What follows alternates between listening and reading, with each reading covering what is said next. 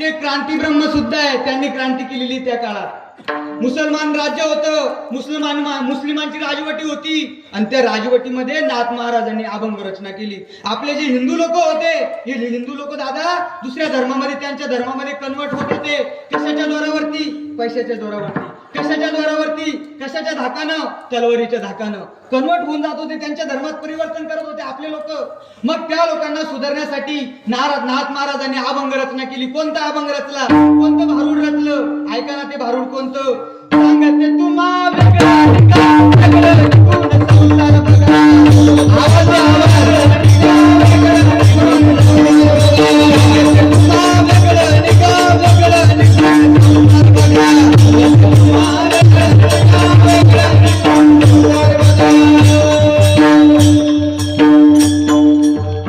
सांगते तुम्हा वेगळं वेगळं निघा आणि वेगळं निघून संसार बघा. एका कीर्तनकारांनी काय अर्थ लावला याचा? नवीन मुलीचं लग्न झालं आणि लग्न झाल्यानंतर तिची आई तिच्या कानात सांगते, पाय अंदाज घे, महिनाभर राय, जमत असलं तर पाय, नाही तर शिल्लोडाला राहायला ये, मी गंधा दाना पुरत तुला. असं म्हटले का ते? त्याचा अर्थ असा नाही. सांगते तुम्हा नाथ महाराज म्हणतात लोकांना, अरे तुम्हाला सांगतो या लोकांच्या नांदी लागू नका. हे तुम्हाला पैशाचा आमिष दाखवतात, हे तुम्हाला तलवारीचा धाक दाखवतात, यांच्या धर्मामध्ये जाऊ नका, तुम्ही वेगळे निघा, असं नाथ महाराजांना सांगायचं होतं बारोडातून. असं सांगायचं होतं. तरीही लोक ऐकत नाही चंदाप्पा, तरीही ऐकत नाही. मग काय करावं? एक दिवस नाथ महाराज मुद्दामून मुस्लिमांच्या वस्तीमध्ये गेले. कृष्ण महाराज मुस्लिमांच्या वस्तीमध्ये गेले आणि मुस्लिमांच्या वस्तीमध्ये गेल्यानंतर त्यांनी अल्लाचं भारूड म्हटलं. ऐकलंय का तुम्ही अल्लाचं भारूड? नको म्हणू का मग? जाऊ द्या मग, म्हणू का नंदाप्पा? हजरत मौला मौला, हजरत मौला मौला, हजरत मौला मौला मौला, सब दुनिया पालन वाला मौला मौला मौला, सब घट मोरे साई बिराजे, साई बिराजे, सब घट मोरे साई बिराजे, सब घट मोरे साई बिराजे, सब है मौला पाला,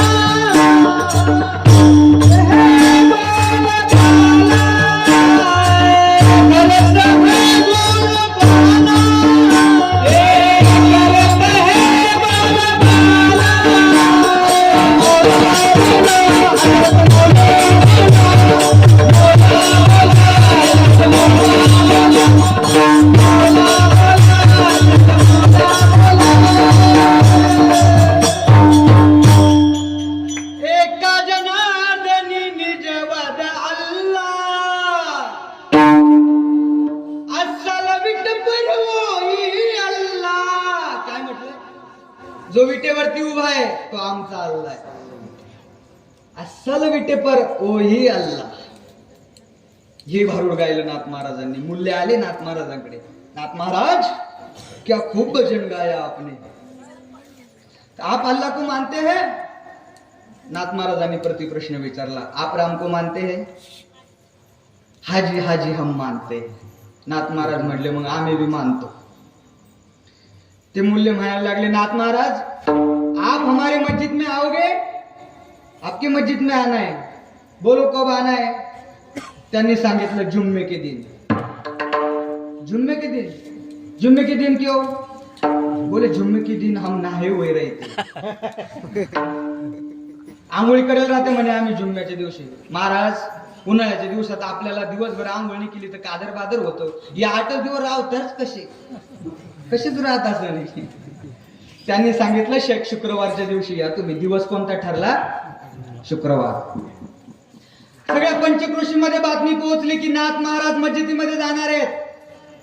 ज्यांचं धर्म परिवर्तन झालं होतं, ज्यांनी कन्वर्ट केले होते, ते कन्वर्ट झालेले हिंदू लोक, मुस्लिम होते पण हिंदू लोक होते ते आपले पहिले, ते नाथ महाराजांकडे आले. यांच्या नांदी लागू नका महाराज, आम्ही फसलो, तुम्ही फसू नका.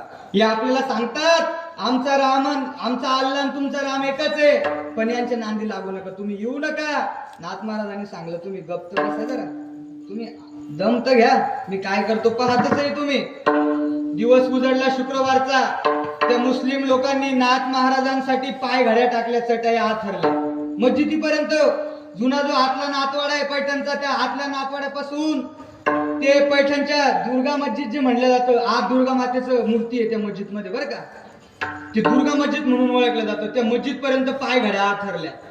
आणि नाथ महाराजांनी मस्त आंघोळ बिंगोळ केली, मस्त फेटा बांधला, गळ्यामध्ये विणा टाकला, निघाले नाथ महाराज. हे तोबा गर्दी जमली. पंचक्रोशीला माहिती झालं होतं ना नाथ महाराज त्या ठिकाणी जाणारे मस्जिदीत. पंचक्रोशी त्या ठिकाणी जमली, नाथ महाराज चालतायत. रस्त्याने चालता चालता नाथ महाराजांनी त्या ठिकाणी एका गटारीतून एका डुकराचं पिल्लू आपल्या कमरामध्ये घेतलं. माझा पांडुरंग. डुकराचं पिल्लू घेतल्याच्या नंतर ते मुल्ले धावत आले, चौताळात आले. अरे अब्बा, ये हमको नहीं चलता. नाथ महाराज म्हटले क्यों नहीं चलता? बोले ये हमारे मजहब में हराम है. नाथ महाराज म्हटले अरे येडी हालत, इसमें भी हमारा राम है. आम्हासाठी अवतार मत्स्य कुर्मादी शुकर, आमचा राम आहे हिच्यामध्ये. मग नाथ महाराजांनी ती पिल्लू घेतलं, मस्जिदीकडे जायला लागले. त्या मुल्यांनी त्या ठिकाणी मस्जिदीचे दरवाजे लावून घेतले, रामदादा बंद केले, म्हणे आम्हाला चालत नाही. मग त्या मस्जिदीच्या समोर आजही तुम्ही पैठणला जाऊन बघा, असा भला मोठा दगड आहे मस्जिदीच्या पायऱ्याच्या पुढं, आणि त्या मस्जिदीच्या त्या दगडाच्या वरती नाथबाबा चढले. आणि नाथबाबा चढल्यानंतर नाथबाबांनी जमलेल्या लोकांना आवाहन केलं, अरे यांच्या नांदी लागू नका, तुम्ही असे विखरले गेले ना, असे विखरू नका, तुम्ही एकत्र या. या रे नाथ प्रेमानंद, या रे नाथ प्रेमानंद, या रे नाथ प्रेमानंद, या रे नाथ प्रेमानंद, या रे नाथ प्रेमानंद,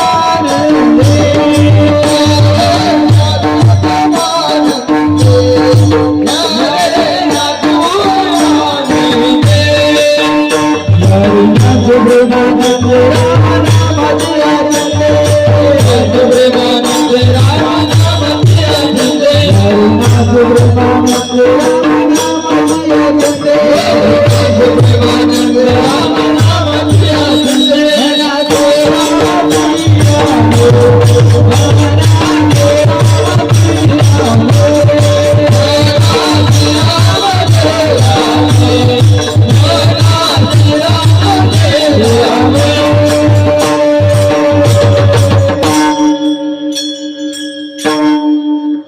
या रे नाचू प्रेमानंदे, राम नामाची या छंदे.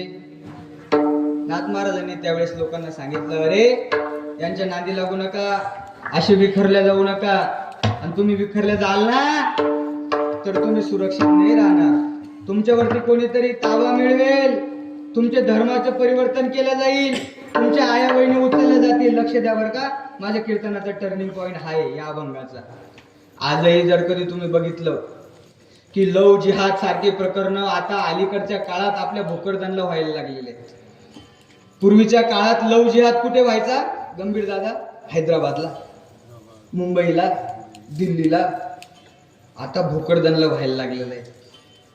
आता परवाची घटना आहे, एका जिम ट्रेनर येतो, त्या जिम ट्रेनरने आपल्या हिंदू धर्मातल्या एका मुलीला जिम शिकवता पोलिसचा व्यायाम शिकवता पोलिसचं प्रशिक्षण देता आपल्या एका अल्पवयीन मुलीला फूस लावला आणि तिला पळून नेलं. लव जिहादचा प्रकार घडला, भोकरदनला घडला.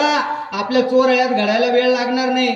त्याच्यामुळे या इथं तुमच्या मुली बसवा, त्यांना धर्माचं ज्ञान मिळेल. इथे तुमच्या मुलांना येऊ द्या, तुमच्या मुलांनाही कळेल की आपल्या धर्मावरती कुठल्या प्रकारचे आक्रमण यायला लागलेत. आणि हीच एक जागा उरलेली आहे बरं का, या जागेवरती तुम्हाला धर्म सांगितला जाईल. हेच एक कीर्तनकार कोणीतरी येईल आणि तुम्हाला धर्माचं ज्ञान देईल.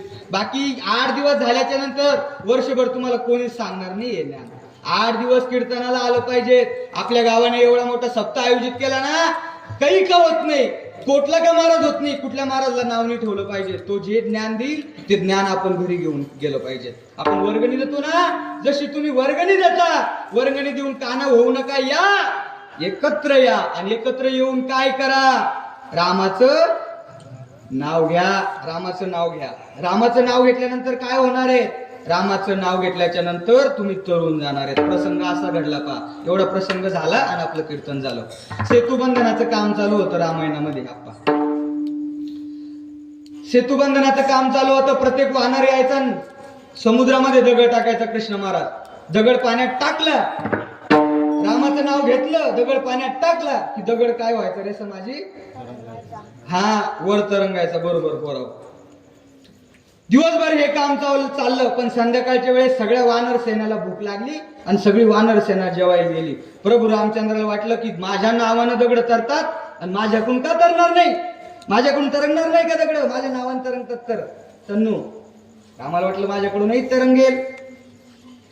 मग सगळी वानर सेना जाऊ दिली रामाने आणि हे एवढा दगड घेतला कृष्ण महाराज, एवढा दगड, डांगरा एवढा दगड घेतला, डांगरा एवढा दगड घेतला आणि पाण्यात टाकला. दगड पाण्यात टाकणं आणि बुडणं संगच सोबत, बुडला दगड. रामाला वाटलं बघा चुकी झाली काय आपली काही. तात्या मग काय केलं, थोडा लहान दगड घेतला, नारळ एवढा दगड घेतला. कृष्ण महाराज पाण्यात टाकला, नारळ एवढा होता, आता लय जोरात झाले. नारळ एवढा दगड घेतला, पाण्यात टाकला, तो बी बुडाला. नंतर सफरचंद एवढा दगड घेतला, पाण्यात टाकला, तो बी बुडाला. लिंबू एवढा दगड घेतला, पाण्यात टाकला, तो बी बुडाला. हरभऱ्याचा दाणे एवढा दगड घेतला, पाण्यात टाकला, तो बी बुडाला. ज्वारीचे दाणे एवढा, बाजरीचे दाणे एवढा. तू म्हण चालू दे आता तू. दगड पाण्यात टाकला आणि दगड बुडाला. आनंद आप्पा. देवाला वाटलं माझ्या नावानं दगड तरंगतात आणि माझ्या कुंका तरंगत नाही. माणूस मोटरसायकलून पडावं, माणूस पडल्याच्या नंतर योगेशराव आपण हेनी पाहत की आपल्याला लागलं किती, आपल्याला कोण पाहिलं तर नसेल ना. आज बावळं होतं माणूस, माणूस बावळा असावा आणि त्याच्यात इच्छू सावावा, लय बावळण करतो मग ते. बस तसंच झालं रामाचं. रामाला वाटलं माझ्या नावानं तरंगतात आणि माझ्याकडून का तरंगत नाही. देवानं असं पाहिलं, कोण पाहिलं तर नाही ना आपल्याला. मग पाठीमागे उभे होते कोण, श्रीराम जय जय राम, श्रीराम जय जय राम, श्रीराम जय जय राम, श्रीराम जय जय राम. आवाज कोणाचा होता, कोणाचा होता आवाज, माझ्या हनुमंतरायाचा.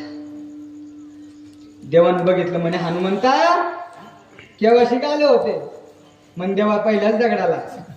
देव नाराज झाले म्हणे हनुमंता. हनुमंतरायाने ओळखलं, कारण बुद्धीची देवता आहे ना, बुद्धिमत्ता बुद्धीमध्ये वरिष्ठ असलेले हनुमंतराय. हनुमंतरायाने ओळखलं की देव नाराज झाले, देवाला प्रसन्न करावं लागेल. देवाने विचारलं म्हणे हनुमंता असं का होतं, माझ्या नावाने तरंगतात. झालं बरं का सोडायचं, माझ्या नावाने तरंगतात आणि माझ्याकडून का तरंगत नाही. हनुमंतरायाने सांगितलं देवा नाराज होऊ नका. अहो तुमच्या नावाचा जे आश्रय घेतात का ते या भवसागरामध्ये तरंगतात आणि तुम्ही ज्यांना टाकून देता का ते या भवसागरामध्ये बुडून जातात. म्हणून म्हणा जय राम श्रीराम भव सिंधू तारक नाम. आणि हे नाव जर आपल्याला घ्यायचं असेल, ही भक्ती जर आपल्याला घ्यायची असेल तर ती कशी घ्यायची, आवडीने घ्यायची. ऐशी नामाची आवडी, ऐसे नामाची आवडी. आपल्याला देवाचं नाव जर घ्यायचं असेल ना माय तर आवडीने घ्यायचं. दळण दळता दळता सुटलं हाकता हाकता त्या ठिकाणी जाता ओढता ओढता जुन्या टायमात गाणे म्हणायचे पहा तुम्ही. म्हणता का एक ओळ माझ्या मागे सगळ्या, म्हणता का तुम्ही नका सगळे पुरुष मंडळी तुम्ही म्हणत हा, म्हणता का एक ओळ मागचा कोपरा लाजू नका. म्हणा मनात भरली पंढरी. जाऊ द्या कॅन्सर, सोडायचं कंबर. 10:30 वाजले. आता आवाज येऊ शकतो 7 मिनिटं बाकी अजून. म्हणता का, म्हणा सगळ्या. मनात भरली पंढरी. तुम्ही 4-5 जणीने उधळ गेले का, रोज काकड्याला बी तुम्हीच येता, इकडे सडा रांगोळ्या बी तुम्हीच काढत्या, दिंडीत बी तुम्ही 4-5 जण येत्यात, दर एकादशीला भाजणार बी तुम्हीच येत्या. उदळ गेले का तुम्ही? मागचं कोपरा सगळ्या म्हणा. चष्म्यावाली आई म्हणा, मनात भरली पंढरी, जाईन म्हणते माहेरी, हरिनामाच्या दरबारी बाई हसत नाचत.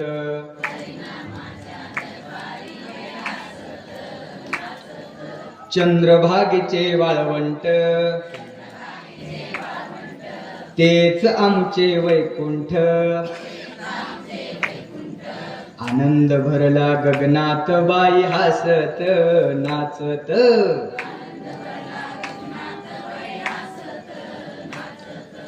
मनात भरला ज्ञानोबा, हृदयात भरला तुकोबा, हा मुखात भरला विठोबा बाई हसत